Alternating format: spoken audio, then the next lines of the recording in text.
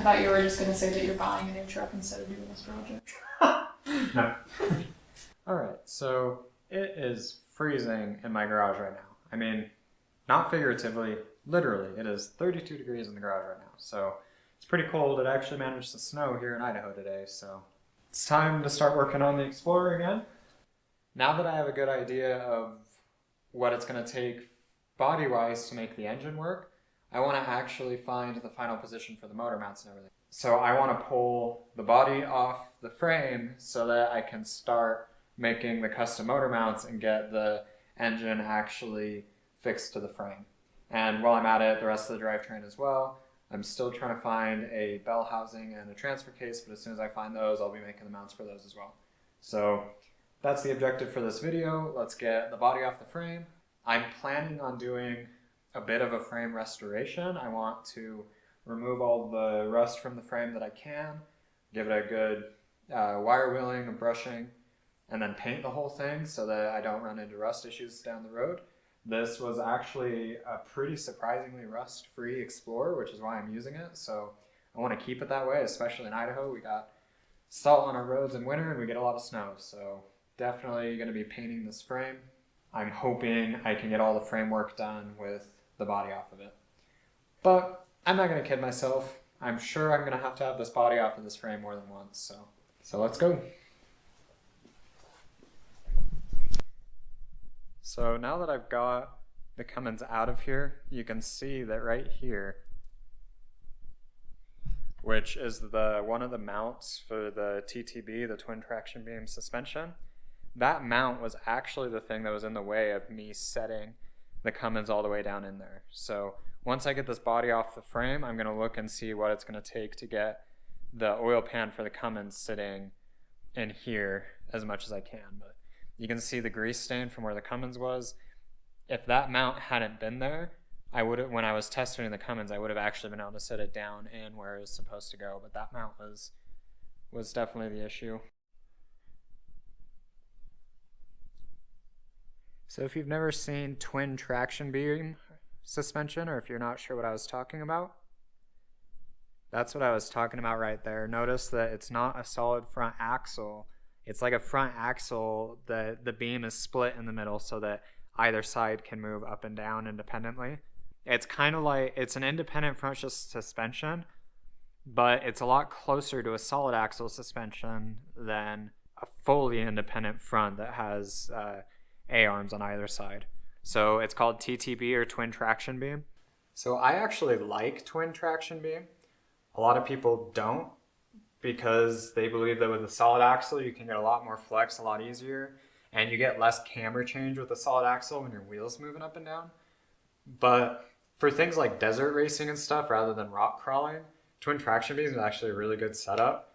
So if at all possible, I would personally like to keep the TTB. I know people are going to roast me as soon as you see my old 31s from my old Explorer, where the camber wear on the outside of the tire is outrageous and those tires need replaced. I'm sure I'm going to get roasted for that, but I personally like the TTB and I'd like to keep it. Now this TTB in this thing uses a Dana 35, which is not a very strong differential to begin with, much less for a Cummins. A Dana 35 is the same that they put in the rear end of Jeeps that all the Jeep guys are breaking and having to replace with something stronger. But if at all possible, I'd like to find a way to put a stronger TTB under here. Most people would just do a solid axle swap, and if it turns out to be too difficult, that's what I'll end up doing too. But I'm hoping I can keep the TTB, even though it's already starting to get in the way, and that got in the way of the oil pan. So, all right, enough yapping. Let's get the body off of this thing. All right, to get the body off, first things first, I need to get the steering shaft off, because that's obviously connecting the frame to the body. So let's get that.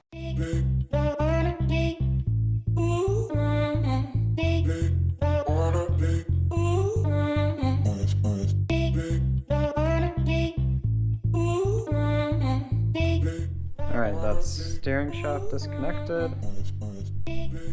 Brake lines disconnected. So now let's pull that parking brake cable.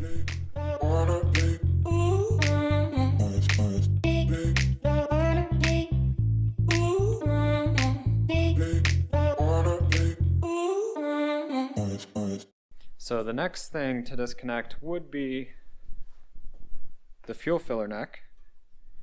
As you can see, it's already been disconnected because I needed it on my other Explorer at some point, so it was just cut, which is kind of a mistake because now it's entirely possible that there's some bugs or rats or something living in there, but that means that I think the only thing left to do, taillights, all the bolts to bolt the body on, and then we should be good to go.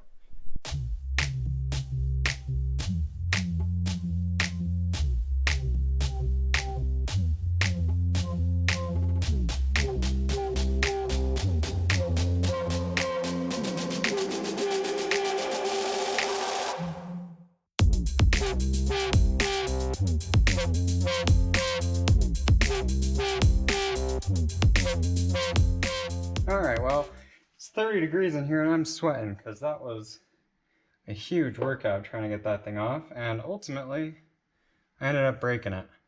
This thing had 3 coats of PB Blaster over, I think, 48 hours. I coated it 3 different times trying to prevent this stuff, but yeah, even on a pretty rust-free car like this, you run into issues. That's all the bolts off of it, so next thing's next. Gotta pull the top off of it. Alright, let's get the body off this thing. Now if you notice,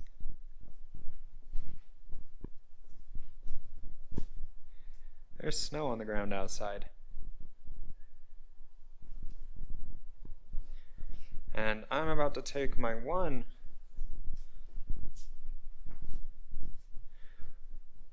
broken down old Explorer that's taken up a spot in the garage and make it take up 2 spots in the garage once I get the cab off of it. So I have a very understanding and loving girlfriend, and I appreciate that because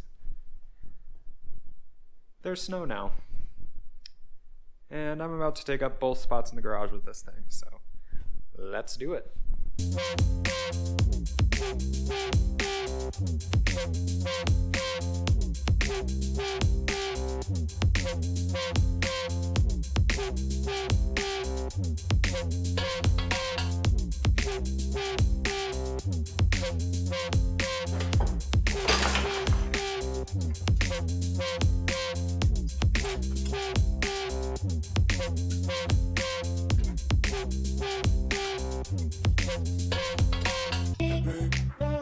Now I just have to figure out how I'm going to rig up the rear of the body so that I can mount it. But the body should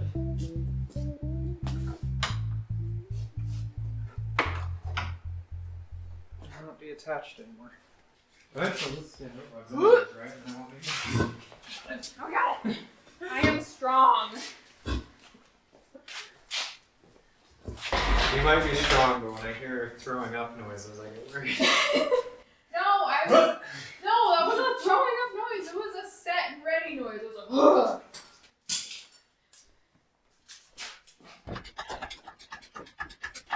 Gotta lift off.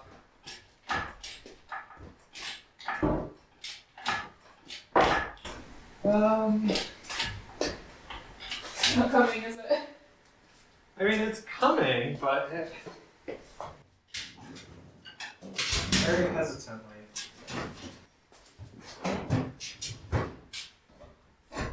Being a little shy for some reason. No, it should be good. What's the issue?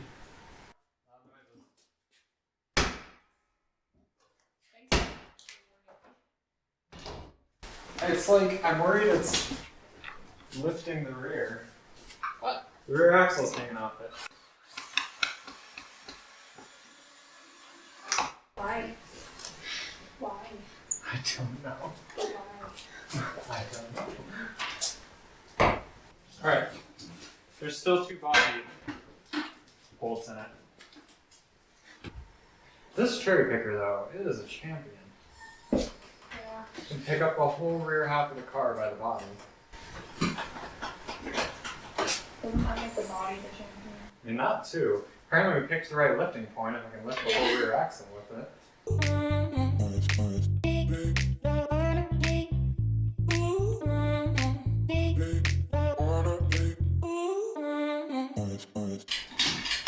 If there's anything else we forgot, other than the 2 body kits. And these are our close the doors.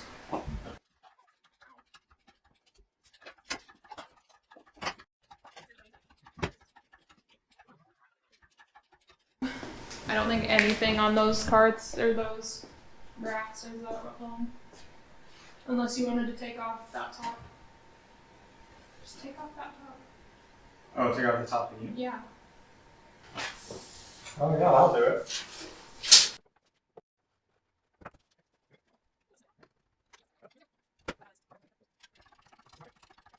I mean, like, we can get it out, just worst case we have to take the tires off, and that's not that big of a deal. Okay. So I guess let's get the cherry picker on this side.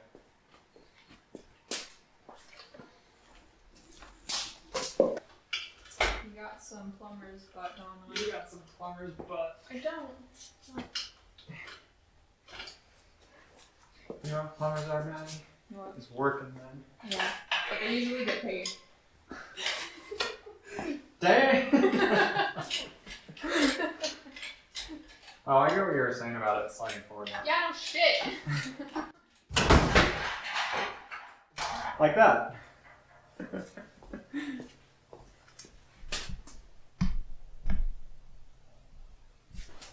That's touching the frame now. Well, you know what we could do now? We could put the front on these. On these. These boards. And then jack up the back and put them these much as possible. That's true.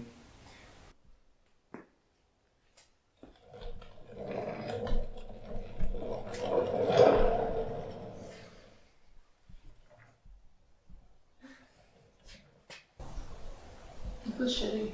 I know. When you see a big truck backing up with a huge delivery for me, and I'm pulling a 2-post hoist out of it, just remember how shitty this was when I drove into the concrete to install it. I thought you were just going to say that you're buying a new truck instead of doing this project. No. Can you buy a cherry picker and take it back? I think Farm Jack on the back is probably the way to go, but bent farm boy.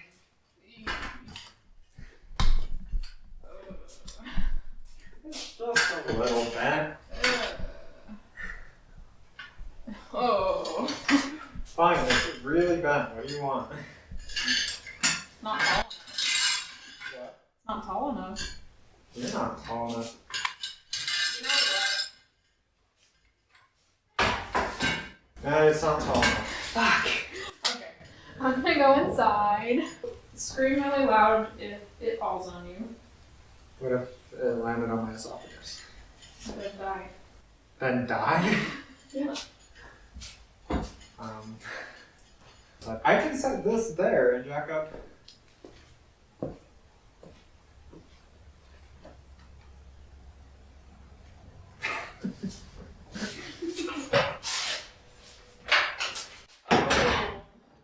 There.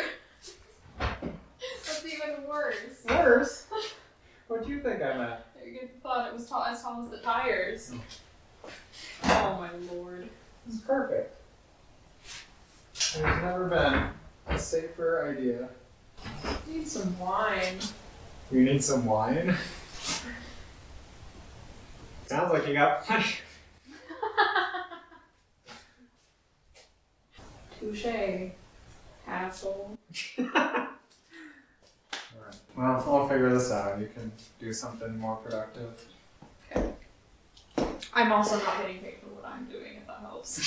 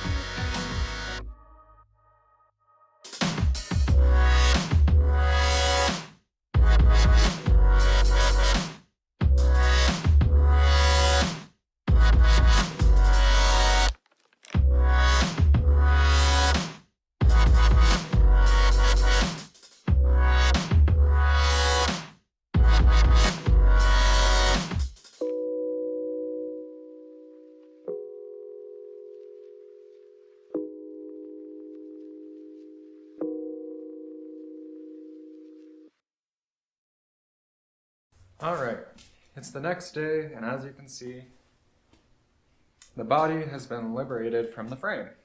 So that wasn't exactly easy to do in a garage, and I kind of knew that would be the case, but I'm not sure I would exactly recommend you do it in your garage. However, some things that I could have done that would have made it a lot easier are, one, if I just had 2 cherry pickers, then I wouldn't have had to stack up tires and try and make all that crap work, because that was a huge pain in the butt. So 2 cherry pickers would have made it a lot easier. Also, if I had some really tall jack stands, that would have also made it a lot easier. I don't think this would have been possible in my garage with the engine in the car. If you can see the top of the Explorer right there, it would be well into the ceiling if I had had to lift it another 20 inches to get over the engine. So if the engine were in the car, it probably wouldn't have been possible. Now, maybe I could have pulled all the suspension out from under it and set the frame on the ground and then lifted the Explorer body off. But that would have also required me being able to roll the body off, which again would have required at least 2 cherry pickers. It worked all right to just roll the frame out from underneath, but getting it high enough and getting both ends at the same time high enough was really the pain in the butt. And one other thing that you can kind of see looking at it now is this started out straight in the garage, but then every time I picked up the front end and set it down in order to stack more underneath it, the body moved over and over and over. And now the front of the body is actually sitting on my workbench over there because it moved so far forward. So I need to situate the body. I'm going to get it resting on jack stands instead of tires. And I'm going to fix the absolute tornado that struck my garage, because the reason you're seeing the garage from a new angle right now is that it's so full of crap right now. So I'm going to clean up the garage, get that off the workbench and in a better spot, set it on some jack stands, and then probably reposition this frame somewhere that I can work on it better without taking up too much room. So let's do it.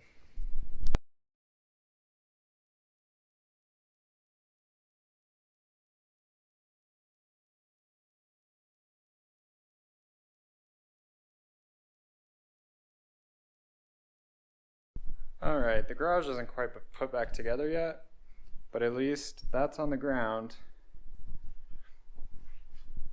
and I can kind of get at my workbench again.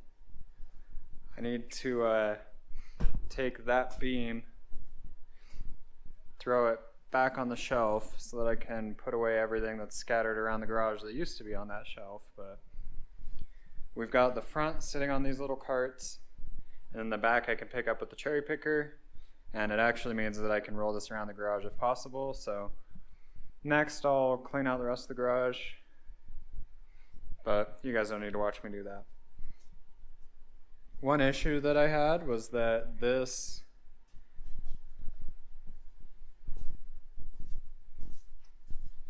on the power steering for this, I had disconnected it, but it didn't actually really come apart. And so when I was jacking up on this, it was pulling on the power steering, and that was a bit of a problem. It cracked the rag joint there, and also inside of it, it did as well. So I'll probably need to replace this shaft. Now I have another one of these steering shafts from the other Explorer, but it's pretty old and has a lot of miles, so I imagine it's just as bad. So I will have to replace that. That's my bad for essentially leaving that connected when I pulled the body off. The other thing I forgot when I was pulling the body off was I didn't realize there's body bolts here. So there's 2 in the back that you get at from the trunk. There's these 2 that you get at from putting the rear seats down and then lifting up the flap on the rear seats. There's these that you get at from lifting up the carpet right behind the driver's seats. And then there's these that are in the driver and passenger footwell. And then, of course, the mounts on the very front that I pulled off when I did the whole thing. So those are all the mounts you need, and then various electrical and the e-brake and all that stuff. And what you end up with is a frame. So there's the frame in all of its glory. What I want to do next video is actually fabricate up the mounts for the Cummins.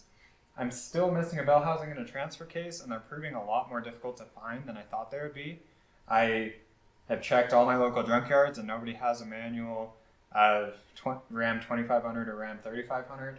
So I may end up having to buy the bell housing new, or from Advanced Adapters or something, which kind of sucks because they're expensive that way, but that's what I got. So still need the transfer case and the bell housing. I'm searching those out. If I'm able to find those, then next video I will do all of the mounts for the drivetrain, and hopefully I'll even start getting the Green Explorer here and put the Ford 8.8 out of the green one in the back of this so that I can start even working on the drive shafts and all that. But now that this is apart, I want to get the mounts for the drivetrain fabricated up. I want to take off as much of the rust on the frame as I can, and it's a pretty clean frame as far as frames go. It's not that bad, but take off everything I can, paint the frame. I want to figure out if there's sections that I'm thinking are needing boxed. Like, for example, this front section right here, I may end up boxing that for strength because of the Cummins, but we'll see about that when we get there. That'll be the focus of the next video, getting this frame up to date and getting those mounts fabricated and all that. So if you want to see me actually get the Cummins on the Explorer frame and fabricate all that, then subscribe if that's something you want to see. Like it if you like the video, leave me a comment, let me know what you think of the series, let me know what you think of a Cummins Explorer, and thank you very much for watching.